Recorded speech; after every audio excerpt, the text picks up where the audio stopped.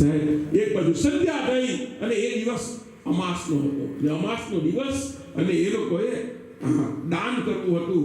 આ લોકો એટલા પસ્તાયા કે અમારી પાસે પૈસા નથી, દાન શું કરીએ. દ્વારકાધીશના મંદિરમાં સંધ્યાની આરતી થતી હતી અને બધા વેપારીઓ અંદર ગયા. એક બાજુ સંધ્યાની આરતી થાય છે, સંધ્યા આરતી, અને એક બાજુ નરસિંહ મહેતાએ ભગવાનના શ્રી વિગ્રહની પાસે આવીને કહ્યું છે, એ મારી હુંડી સ્વીકારો,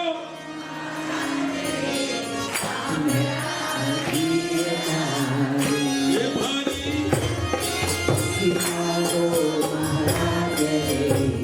મહારાજ, એ મારી હુંડી સામળિયાને હાથ રે, એ મારી હુંડી સામળિયાને હાથ રે,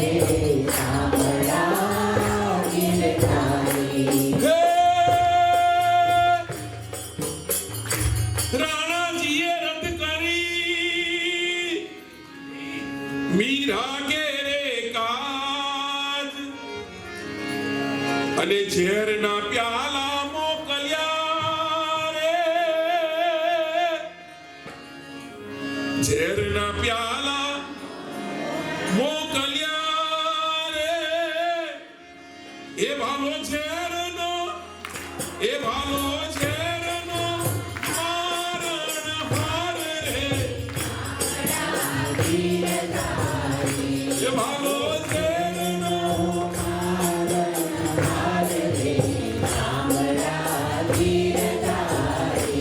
મારી હુંડી સામળિયાને હાથ રે, એ મારી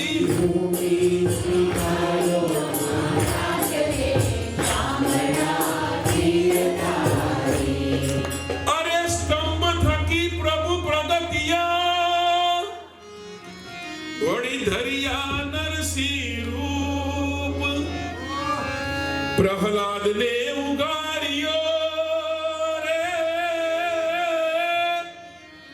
પ્રહલાદને ઉગાર્યો રે, એ ભાલે માર્યો, ભાલે માર્યો હિરણ્ય કંસરૂપ રે, એ ભાલે માર્યો હિરણ્ય કંસરૂપ રે,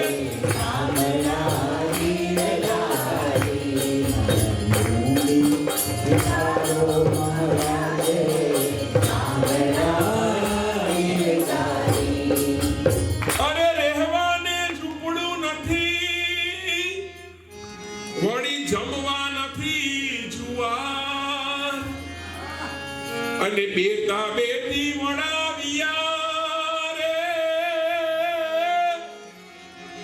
બેટા બેટી નરસિંહ કહે છે, એ મેં તો વડાવી, મેં તો વડાવી ઘરની નાર રે,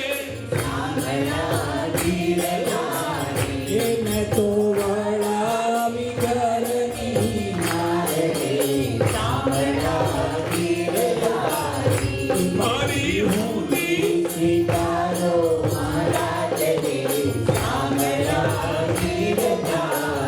એ મારી હુંડી સામળિયાને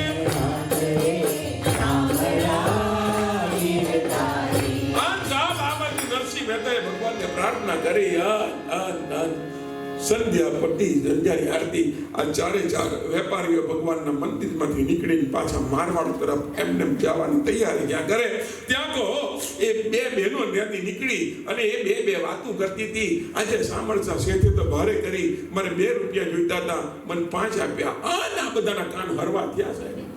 એ બે બહેનોની પાસે, અરે કોણ સાંભળશે? આ ભાઈ સાહેબ સફેદ પાઘડી પહેરી છે, આખો વેશ એ ધોતી પહેરી છે,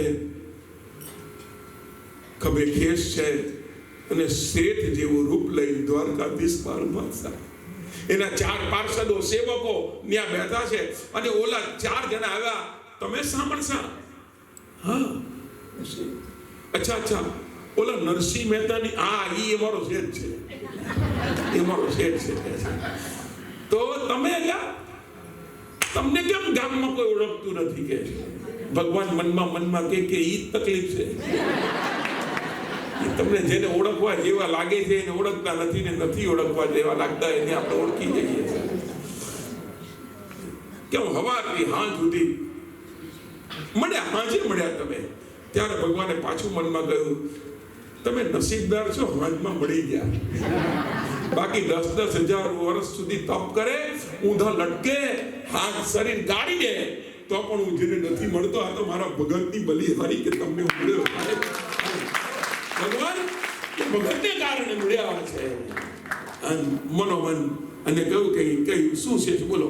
એટલે ઓલા લોકોએ ચિઠ્ઠી કાઢી કે આ ચિઠ્ઠી તમારા નામે લખી અને લખેલું, શેઠ સામરસા શેઠ, હે મેં આ મારવાડી વેપારીઓ પાસે 700 મુદ્રા લીધી છે, અને આ મારવાડી આવે એટલે સહજોગ એમને આપી દેજો. નીચે નરસિંહ મહેતાની સહી, અને ભગવાને આમ ગળી વાળી અને પોતાના હૃદય પાસે રાખી. સાહેબ અમુક વસ્તુ તો મારા ઠાકોરજીએ પોતાની હાથ રાખી. એ સબરીના બોરનો ફળિયો હારે રાખ્યો હશે, અને વિદુરના ભાજીનો એક પાન સાથે રાખ્યો હશે, અને દ્રૌપદીને જે પાટો બાંધ્યો હતો એનો એક તાકનો હારે રાખ્યો હશે. આ બધો મ્યુઝિયમમાં સુદામાએ પહેરેલા એના વસ્ત્ર જે હતા, એ એમાંનો એક સુદામાનો એક વસ્ત્ર જાણે અંગે લગાવ્યો એ રાખ્યો હશે એના મ્યુઝિયમમાં. નરસિંહ મહેતાની ચિઠ્ઠી લીધી અને પાર્સલોને કહ્યું, વાલા આ લોકોને 700 આપો અને ઉપર બીજી 50 પણ આપો. બિચારાએ હવારથી હાથ સુધી મહેનત કરી, 700 ઉપરથી આપો. અને પછી વેપારીઓને કહ્યું કે આપ હવે જશો ત્યાં જુનાગઢ વચ્ચે આવશે. હા, અમે જુનાગઢથી એક કામ કરજો, કાનમાં કહ્યું આટલું કરી દેજો. અને વેપારીઓ ગયા સાહેબ, અને જ્યાં નરસિંહ મહેતા ભગવાનનું ભજન કરતા અને વેપારીઓને જોયા, અને નરસિંહ મહેતા એ દરમિયાન તો આખું ગામ જમીને વયું ગયું. બોલા 700 માંથી આખું ગામ વયું ગયું જમીને. અને આ બાજુ હાંજ પડી, અને જેવા વેપારીઓ આવ્યા છે, અને વેપારીઓ આવીને હજુ તો કંઈક બોલે, નરસિંહ મહેતા માફી જ માંગવાના હતા, અને ત્યાં તો વેપારીઓએ હાથ પકડી લીધો અને કહ્યું કે અમને તમારા સામરસા શેઠે કહ્યું કે નરસિંહને કહેજો તારી હુંડી સ્વીકારાઈ ગઈ.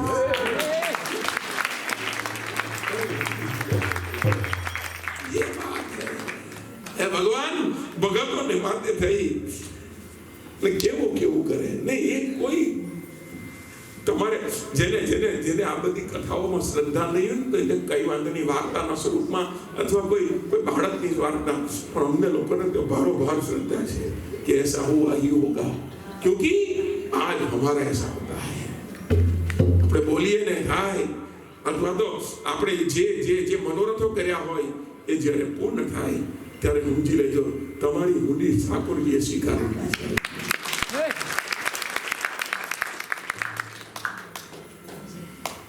મારે કોણ કે નથી સ્વીકારતા. પરમ દિવસે મેં જો દાનની જાહેરાત કરી, તમે કેટલા પ્રેમથી સાહેબ એક પછી એક ઊભા થઈ, અને જાણે કે 500 પાઉન્ડ કે નાની રકમ નથી, પણ તમે કેવા પ્રેમથી ઊભા થઈને કે જાણે હોડ લાગી દીધી કે મારું નામ આવે. નામ કરતા એવું કે અમે મંદિરને આવી એટલે દાન કરીએ, દક્ષિણા કરીએ. અને તમારો ભાવ એ ઠાકોરજીએ, મેં એટલે જ કહું કે અમે બોલીએ ને તમે લો છો, ભાઈ અમારી હુંડી નથી સ્વીકારી, બીજું શું કર્યું? અમે તો ખાલી બોલીએ અને તમે આખું અને એમાં જ એટલે તમારામાં બેઠેલો જે ઠાકોરજી હોય એ તમને એ કરે કે તું કઈ કર. હવે મૂળ વાત આપું છું. બીજી વાત કે નરસિંહ મહેતા ખોટું બોલ્યા અને અહીંયા જલારામ ખોટું બોલ્યા. શું જલારામ શું બોલ્યા? છાણા અને ગંગાજળ છે એ છે, આ બે જણા ખોટું બોલ્યા.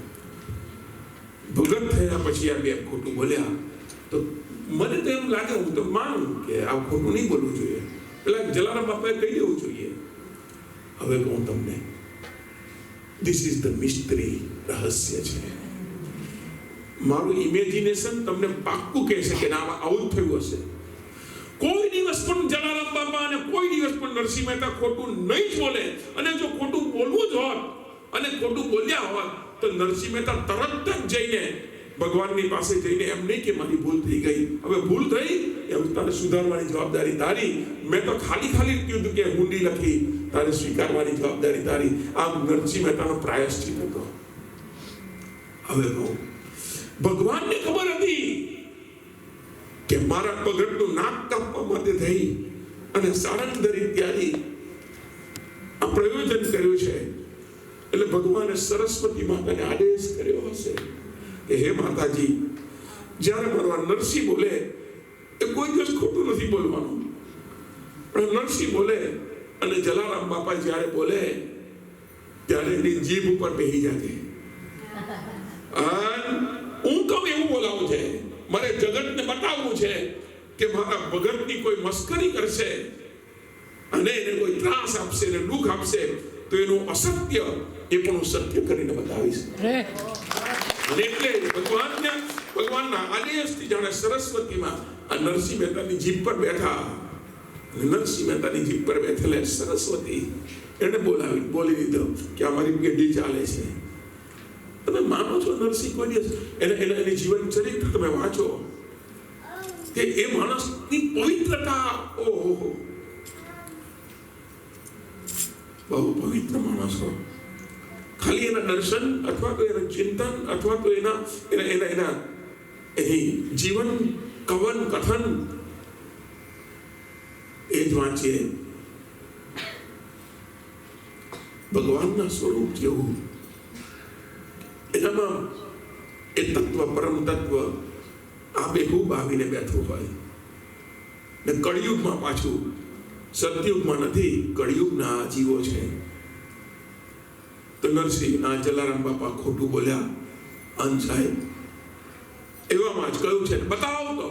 ને જલા બાપાએ ઓલું ખોલીને બતાવ્યું તો સાચે સાચી એકમાં ગંગાજળ અને એકમાં છાણા જેવા નીકળ્યા. અને સાહેબ કાકાએ પાછળ ફરીને જોયું, બધા ઈર્ષ્યાળુ જે હતા એ બધા છોભીલા પડ્યા. અને જલારામ બાપાએ ભગવાનની સામે ઉપર જોયું કે ઠાકોરજી, હે મારા રામ, હું તો સાચી સાચ ખોટું બોલ્યો હતો, મારા જૂઠને પણ મારા ખોટાને પણ તે સાચું કરીને બતાવ્યું. હાથમાંથી પડી ગયા સાહેબ પાત્રો જલારામના. અને ત્યાં તો કાકા ભેટી પડ્યા. જલા જઈને દુકાનમાં જોયું તો જેટલી વસ્તુઓ ઓલા લોકોએ દાવો કર્યો હતો કે બધા સાધુઓને દઈ દીધું છે, એ કાંઈ ઓછું નહોતું થયું. એનો એ જ માલ પાછો કાકાને ત્યાં દેખાયો. અને ઓલા ગલ્લાની અંદર પૈસા પણ એટલા બધા દેખાણા. અને કાકાએ આજે જલારામ બાપાને ભેટીને કહ્યું કે બેટા, આજથી હું તને મારો વારસ થાપું છું, આજથી તું મારો વારસ, સાચો વારસ. જલારામ બાપાએ કહ્યું, કાકા એક વાત પ્રાર્થના કરું, મારે હવે વારસાઈની કોઈ જરૂર નથી. કેમ? હું તો સાચે સાચ ખોટું બોલેલો. એકમાં ઘી જ હતું, એકમાં ગોળ જ હતો. પણ મારા ઠાકોરજીએ મારી જો વાત, ખોટી વાત પણ જો સાચી કરી બતાવી તો મારે હવે આ વેપાર ધંધામાં, નોકરીમાં કોઈમાં પણ રસ નથી. બસ મારે હવે 4 ધામની યાત્રા, બાપા મને જો આજ્ઞા આપો તો હું યાત્રા કરવા જાઉં. અને કાકાએ ખુશ થઈ અને યાત્રા કરવાની પરમિશન, મંજૂરી આપી. 4 ધામની યાત્રા ઉપરાંત વૃંદાવન, ગોકુળ, મથુરા આ બધી જ જગ્યા પર બાપા વિચરણ કરતા કરતા એ આવ્યા છે બદ્રી કેદારમાં આવ્યા. અને બદ્રી કેદારમાં આવ્યા અને ત્યાં એક સંત મળ્યા. બાપા એ સંતના ચરણમાં પડ્યા છે. બાપા સંતના ચરણમાં પડીને કહ્યું છે કે બાપ, મને તમારો શિષ્ય બનાવો. અને ત્યાં તો ઓલા સંતે કહ્યું કે તમે મારા શિષ્ય નહીં, તમારો ગુરુ ભોજલરામ ફતેપુરમાં તમારી રાહ જુએ છે, ત્યાં જાઓ. વિચારો ક્યાંથી ખબર આ લોકોને કે ક્યાં ભોજલરામ હશે ને ક્યાં. અને બાપા ભોજલરામની પાસે આવ્યા. કથા એમ કહે છે કે ભોજલરામને પાસે આવી અને પોતાના ગુરુ તરીકે જેમને સ્થાપ્યા છે. અને ત્યારબાદ ગુરુના આશ્રમમાં રહ્યા છે. ગુરુના આશ્રમમાં રહીને ઘણી બધી સેવાઓ કરી. અને ત્યારબાદ ગુરુની પાસે જઈ અને ગુરુને એક દિવસ કહ્યું છે કે બાપજી મને આદેશ કરો, મારે શું કરવું જોઈએ? ત્યારે ભોજલરામ બાપાએ કહ્યું છે કે બેટા તમારે હવેથી અહીંયા નહીં રહેવાનું, તમે વીરપુરમાં જાઓ અને વીરપુરમાં અન્ન ક્ષેત્રની સ્થાપના કરો. બાપાએ ત્યારે અસમર્થતા દર્શાવી કે અન્ન ક્ષેત્ર ચલાવવું એ મારે માટે કઈ સહેલું કામ નથી, સહેલું કામ નથી. એટલે હું આ નહીં ચલાવી શકું. અને ત્યારે એના ગુરુજીએ જલા બાપાને આશીર્વાદ આપ્યા. આશીર્વાદ આપીને કહ્યું છે કે જા, મારા આશીર્વાદ છે, તારા અન્ન અને જળના ભંડાર કોઈ દિવસ ખૂટશે નહીં. આ જલા બાપાના આશીર્વાદ છે. અને પાછું વીરબાઈમાં પણ હતા. વીરબાઈ માને આશીર્વાદ આપી અને એક વાત કરેલી. વીરબાઈ માને કહેલું કે દેવી, તારા ઘરે જે સાધુ સંત અભ્યાગત જે આવે એ બધાના કપડાં લઈ લેવાના, તમારે પહેરેલા કપડાં, એ લોકોને નવા કપડાં આપવાના. અને આ પહેરેલા કપડાં જે હોય એ તારે બાળી દેવાના. જેના વસ્ત્ર નહીં બળે એ 14 ભુવનનો નાથ હશે, તારા દ્વારે આવશે.